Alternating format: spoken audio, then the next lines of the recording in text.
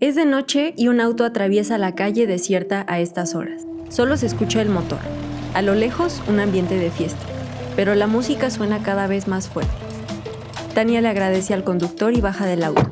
Desganada, harta, pues llega de trabajar. Elizabeth, que la espera afuera, la abraza y le da un cigarro de su bolsa. Tania respira hondo y huele a hierba quemada, a marihuana. Por fin puede pasarse los malos ratos de su largo día. Tania entra al boliche abrazando a su amiga, sonriendo. La gente baila y agitando su mano con el cigarro se van directo a la pista de baile, listas para sacudirse la jornada laboral.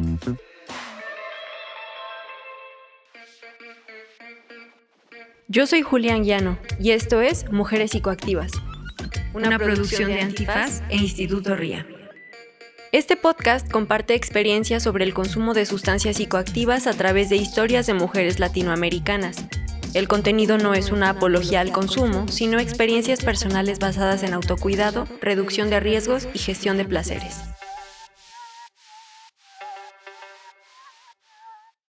Según el colectivo de estudios Drogas y Derecho, en Latinoamérica, la mayoría de las personas que han recibido condenas por delitos relacionados a sustancias ilegales enfrentaban condiciones complicadas. Contaban con trabajos mal pagados, pocas oportunidades de educación o vivían en pobreza. En muchos casos no habían cometido otros delitos e incluso se trataba de personas consumidoras declaradas culpables por distribución, aunque no se dedicaban a esta actividad. En Uruguay, un país visto como la panacea de las políticas de drogas tolerantes y pacifistas, donde actualmente la marihuana está regulada, esta realidad no es la excepción, pues de acuerdo a tu apariencia y color de piel, podrías tener problemas con la autoridad por cultivar sin permiso o poseer más cannabis de la que tienes permitida. Esto afecta principalmente a quienes habitan en la periferia, donde el uso de cannabis es mucho más vigilado y controlado por las autoridades en comparación con otras áreas de la ciudad, y afecta a las mujeres, especialmente si son mujeres negras. Muchas, incluso madres de familia, son encarceladas por actos simples como vender brownies de marihuana para su sustento. Otras pierden la custodia de sus hijos por poseer esta planta. Episodio 4. Tania. Regular puede no ser suficiente. Pero la marihuana es parte de la vida del Uruguay. Se fuma en el día a día, con la gente mayor, para reflexionar, en espacios de fiesta. Incluso está presente en el candombe, una tradición protagonizada por tambores que fue traída de África al Uruguay en épocas de esclavitud y hoy simboliza la resistencia y ancestralidad de sus pueblos. Tania así lo vive, a las orillas de Montevideo. Soy bailarina de candombe. El candombe es montevideano y está en todos los barrios, todo el país y ahora está en todo el mundo, porque donde hay un uruguayo o una uruguaya tiene colgado un tambor de candombe. A mí me gusta hablar que es África en Uruguay. No hay otra expresión parecida, no pasa en otras partes del mundo. Es un espacio que es compartido, que es abierto, que abre a la comunidad.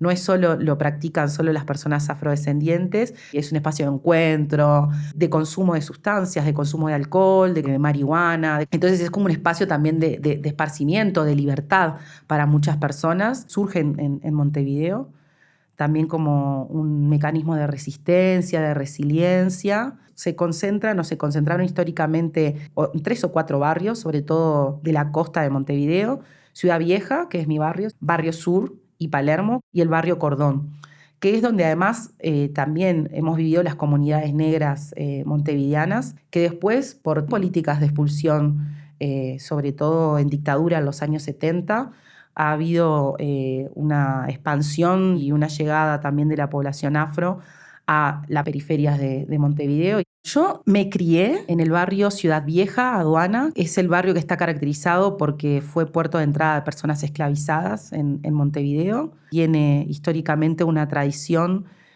como un puerto, ¿no? Bohemio, esa mezcla también entre malandraje, el suburbio, lo periférico, pero también es un centro económico. Entonces esa mezcla de lo legal y de lo ilegal. Y en algún momento mi barrio fue zona roja. Tania creció en un entorno con muchas tradiciones que aún conserva. Está orgullosa de sus raíces y habla con frecuencia sobre los vínculos entre su pasado y su presente. En su barrio, la marihuana se vendía entre vecinas y vecinos, Es una planta que se enraizó profundamente en la sabiduría de pueblos latinoamericanos que acostumbró a sembrarse al interior de las casas. Vivir en un entorno donde la marihuana era algo común le permitió a Tania familiarizarse con esta planta.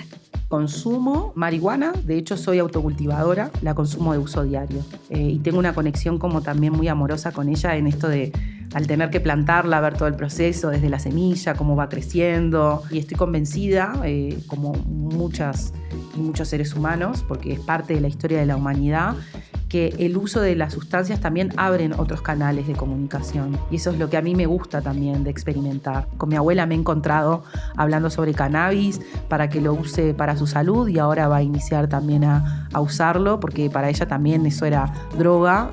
Pero cuando ve que eso mejora, y con mi tía abuela lo mismo, probó y rompió con esos estereotipos, ¿no? Con ese esquema instalado. Hablemos del tema, porque es como un secreto a voces, que hay un alto consumo dentro de nuestra comunidad de alcohol y de otras sustancias. La marihuana no es la única sustancia que se consume en el barrio de Tania.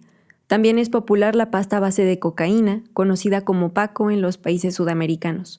Se obtiene de los residuos de las hojas de coca cuando se elabora la cocaína, pero no luce como polvo blanco, sino como una masa de aspecto similar a lo que en México se conoce como crack. Las juventudes ocultan su consumo de las personas adultas y sobre todo de las autoridades, incluso del personal de salud. Tania piensa que si este consumo ya existe, la marihuana podría representar una alternativa psicoactiva menos nociva para las juventudes en su comunidad, pero iniciar estas conversaciones es todo un reto. Entre las personas adultas y jóvenes se producen silencios motivados por la vergüenza, que crecen con el miedo, la falta de información y confianza. Este ambiente propicia los consumos problemáticos, y por eso le parece indispensable romper con estos silencios. Creo que es importante contar y explorar otras narrativas de quiénes somos las usuarias de drogas. Gracias al ímpetu que la caracteriza y al apoyo de su mamá, desde muy joven se asumió como feminista, antirracista y opositora de todos los sistemas de discriminación. Su conciencia sobre los problemas de su comunidad, como el uso desinformado de sustancias y la criminalización sistemática a razón del racismo, la llevaron a involucrarse en el activismo.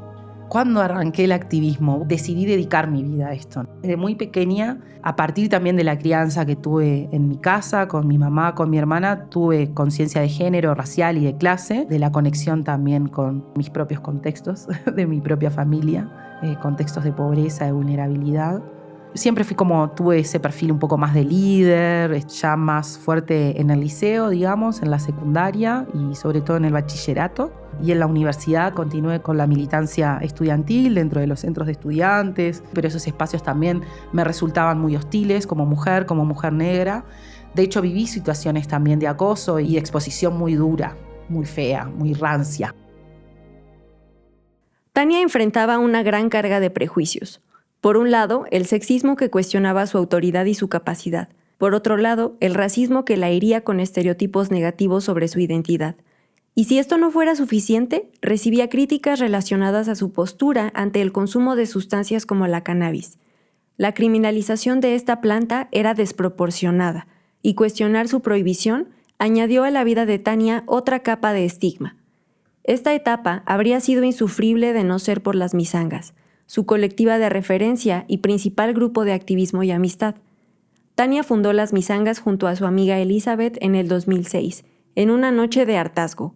Querían construir un proyecto para el beneficio de su comunidad, organizarse para cambiarse el mundo, aunque Tania nunca esperó convertirse en una superviviente de un ataque de violencia racista por esta razón. 6 años más tarde, siendo una reconocida figura pública de Uruguay, Tania fue herida de gravedad por 3 mujeres a la salida de un boliche. Era tarde y regresaba a casa, buscando un taxi. Sostenía sus tacones cansados en su mano derecha, luego de casi haberles terminado la suela bailando. No había bebido ni fumado mucho durante la noche, aunque igualmente no habría importado para lo que siguió a continuación. Sin explicación aparente, un grupo de mujeres que también esperaba un taxi empezó a agredirla verbalmente. Tania primero intentó ignorarlas, esperando que la dejaran en paz, pero el grupo de mujeres, abiertamente racista, siguió lanzándole una serie de insultos. La situación escaló a intimidaciones, empujones y golpes en contra de Tania. que se encontraba sola y sentía una desesperación tremenda por pensar que nadie intervendría. Como ella misma nos cuenta, esta experiencia la cambió para siempre, pues considera que fue cuando más segura se sintió de su activismo como una decisión de vida. Hubo un momento que fue como un parteaguas en que me di cuenta de que sí, que esto era lo que me iba a dedicar cuando sufrí una agresión racista en el año 2012 a la salida de un boliche. Casi me matan, me laceraron el hígado, tuve como 3 meses después inmovilizada para recuperarme porque el hígado tiene la capacidad de autorrecuperarse, pero tenés que estar en reposo absoluto. Recuerdo patente que los médicos me dijeron, si te movés te morís, y yo dije, no, ni loca, no es mi momento, me quedo quietita, accesibilidad y listo con la computadora y tecnologías. Incluso algunas personas muy cercanas de aquel momento creyeron que después de eso yo iba a parar. Y no, y esto no para, esto sigue, ¿no? Y después con el tiempo y analizando, porque esa situación de violencia racista tuvo un impacto muy fuerte a nivel de los medios, mucha exposición, violencia política, que hasta hoy en día me persigue, es que decidí dedicarme como a esto, ¿no? A transformar de verdad mi propia realidad y otras realidades, sobre todo porque la violencia y la persecución que viví fue muy fuerte y no puede pasar con otras. Para sorpresa de sus amigas, su familia y sus colegas, Tania no abandonó la defensa de derechos. Después de sobrevivir a los momentos más críticos de su recuperación, encontró contención en la marihuana, porque le hacía más llevadera la vida, la ayudaba a comer, a dormir, le facilitaba las ganas de reírse y fue muy importante para su proceso de recuperación, no solo física, sino también emocional. Y creo que es interesante politizarlo porque también hay que explorar que ese uso, que puede ser visto como recreativo solamente, también es un uso que tiene que ver con la salud mental, con la salud en términos generales. Y nosotras hablamos mucho con las compañeras que si no hiciésemos el uso que hacemos del cannabis, muchas no estaríamos vivas y no podríamos sobrevivir y sobrellevar nuestra vida en el marco de este sistema, ¿no? Lo que cuenta sonriendo es que el porro le ayuda a borrarse los racistas. Somos mujeres que acompañamos también a otras mujeres que también son usuarias de sustancias, de drogas, que se encuentran en contextos de mayor vulnerabilidad y que buscamos realmente generar políticas y horizontes más amigables. Somos mujeres que además también defendemos el disfrute y el goce sin que el uso de las sustancias repercuta o signifique un riesgo para nuestras vidas. La lucha de Tania es ampliamente interseccional. Va en contra de las sanciones desmedidas del sistema carcelario hacia las madres, cuestiona la persecución penal de las juventudes que consumen en la vía pública y cuando se busca justificar la violencia sexual con el consumo de sustancias ilegales, como si la ilegalidad de las sustancias provocara esta violencia. Cuenta que como activista, con el paso de los años, la injusticia puede volverse un sentimiento permanente, pero para minimizar esta sensación y no afectar su bienestar o su salud mental, recurre a los efectos de relajación de la cannabis. Después de un jalón, puede volver a sentirse invencible. Volvemos después de una pausa.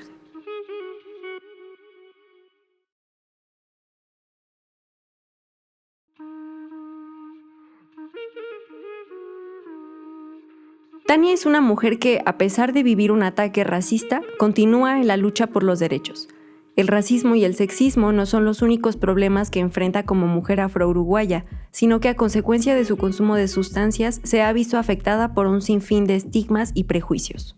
Los estigmas principalmente que existen en Uruguay en torno a las mujeres que usan sustancias y drogas, creo que son los mismos que están instalados en todo el mundo, diría, porque es parte de esa lógica capitalista, patriarcal, racista, y está relacionada a conjugar, ¿no?, los valores de esa femineidad impuesta. Hay una cuestión que es como bien moral, que está instalada, esa moral judío-cristiana, musulmana, digamos, que se instala en nuestras culturas, está muy abocado a lo que tiene que ver con las capacidades y las potencialidades, ¿no? Si tú sos consumidora de sustancia, posiblemente no estés en tus cabales mentales, sos una loca, estás sos desordenada, ¿no? Hay todo una batería de juzgamientos que hay detrás de quienes somos usuarias de sustancias.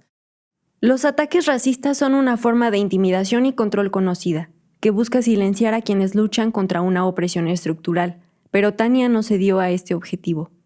Luego de meses, tras una exitosa recuperación acompañada de la cannabis, retomó su activismo, y es que se tramaba algo grande. En Uruguay comenzó el desarrollo de la Agenda de Derechos, un enorme proceso de colaboración legislativa que convocó a numerosos actores políticos y de la sociedad civil.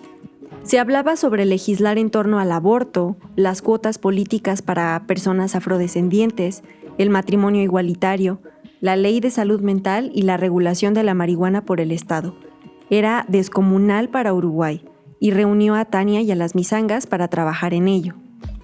En principio siempre estuvo el consumo de cannabis en las reuniones. Algunas veces teníamos como algún manejo de durante, capaz que no. Con el tiempo nos hemos dado cuenta que la llevamos, que podemos hacerlo, que lo hacemos bien, que lo hacemos mejor. O sea, el cannabis siempre estuvo presente. No todas son consumidoras de cannabis, pero sí es una línea que nosotras defendemos. Las políticas de regulación del cannabis no llegan de la misma forma. Sin duda que las poblaciones racializadas, afro, indígenas, las poblaciones periféricas son las más afectadas por esta regulación, ¿no? Sobre todo con delitos asociados a las sustancias y a las drogas. Ha aumentado enormemente la privación de libertad de mujeres. Se triplicó el contexto de privación de libertad de mujeres porque muchas de estas mujeres afro, mujeres trans, mujeres empobrecidas, indígenas, de periferia, que se encuentran en contextos de mucha vulnerabilidad, que han sido criminalizadas. Uruguay ocupa el primer puesto a nivel de América Latina de encarcelamiento de personas y a nivel mundial puesto número 10, para que se hagan una idea. Y estamos hablando de un país de 3 millones de habitantes. La idea central de la regulación del cannabis era terminar con la violencia asociada a su venta, pero este convencimiento tomó meses de conversación. Fue un periodo agitado de manifestaciones, consultorías públicas, encuestas, performances, entrevistas y mucha discusión. El día de la votación se sentía un ambiente nervioso y esperanzador.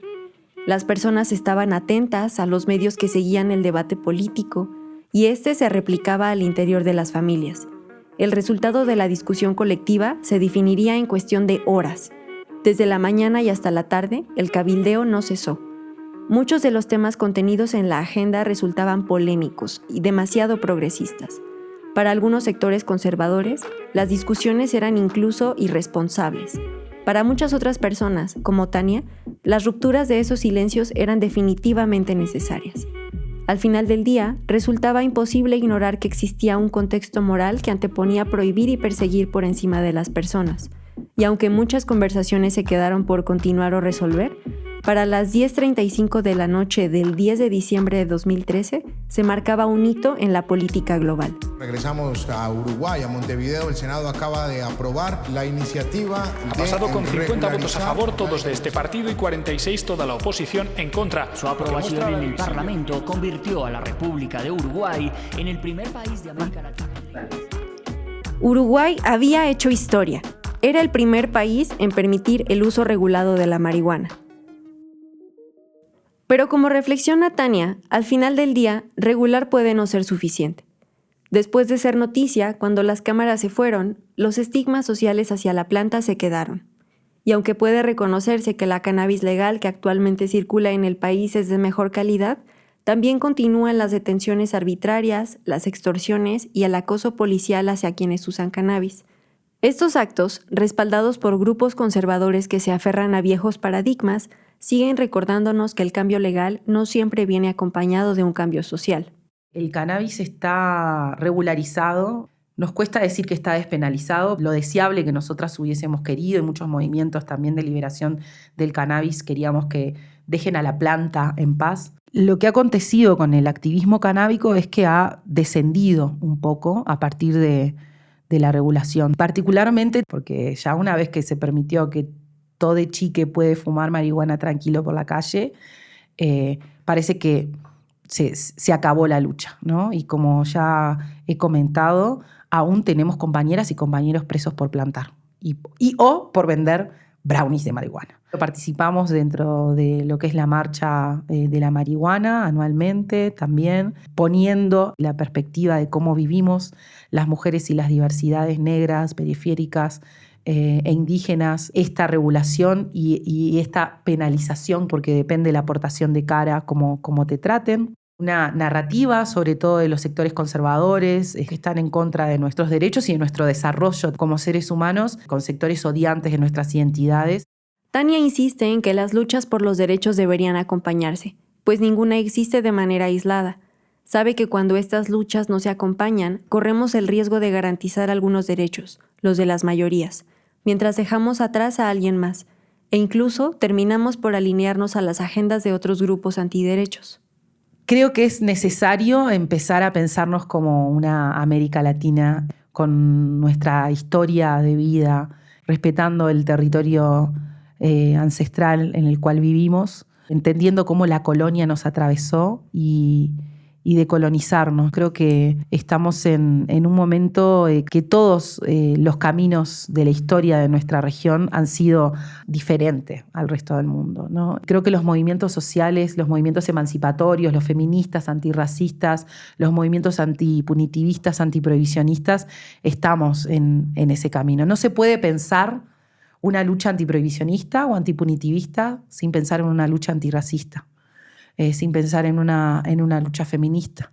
Los movimientos de América Latina, los movimientos de nuestras regiones realmente están poniendo el tema de verdad sobre la mesa y que es necesario también un diálogo sur-sur en este sentido, ¿no? También con el continente africano y con el continente asiático. El activismo de Tania es eco de una historia mucho más grande, que trasciende fronteras y generaciones, pues hablar sobre los consumos de sustancias no es solo una cuestión de salud o de política, sino de humanidad. La prohibición de ciertas plantas y sustancias psicoactivas ha dejado una huella profunda y dolorosa en el mundo, afectando a comunidades enteras, especialmente a las más vulnerables. Ha perpetuado ciclos de injusticia que hoy persisten, y también ha propiciado el consumo sin información, sin apoyo y con estigma. Así que pongamos el tema de las drogas sobre la mesa. ¿Tú qué historia de consumo tienes para contar? Estas conversaciones importan y hoy más que nunca necesitamos tenerlas. Hay formatos institucionales que ya caducaron, que son de la vieja escuela, que son del viejo continente importados para acá y que no tienen nada que ver con nosotros. Entonces hay que recuperar esas tecnologías ancestrales para buen vivir.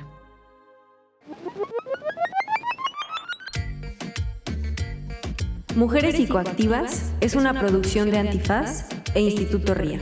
Este episodio no sería posible sin el valioso testimonio de Tania Ramírez.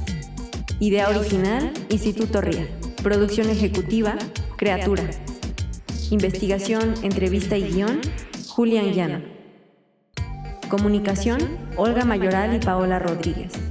Dirección, producción y diseño de audio, Sergio Campos. Agradecemos el apoyo de Las Misangas y Apoyen o Castigue en la realización de este episodio.